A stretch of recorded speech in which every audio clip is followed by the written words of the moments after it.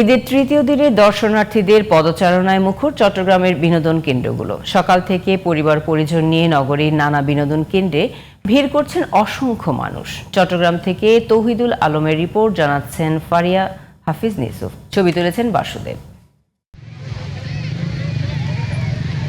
ঈদের তৃতীয় দিনে চট্টগ্রামের চিড়িয়াখানা, Foy's lake, sea world, Patenga সমুদ্র সৈকত, পতেঙ্গা প্রজাপতি পার্ক, কর্ণফুলী নদীর অভয়মিত্র ঘাট, বাইজিৎ লিংক রোড, হালিশহর সাগর পাড় ছাড়াও সীতাকুণ্ডের গুলিয়াখালী সাগর পাড়, মিরসরাইয়ে মহামায়া লেক, আনোয়ারায় পার্কি সমুদ্র সৈকত, ফটিকছড়ি চা বাগান সহ বিভিন্ন বিনোদন কেন্দ্রগুলোতে দর্শনার্থীদের ভিড়।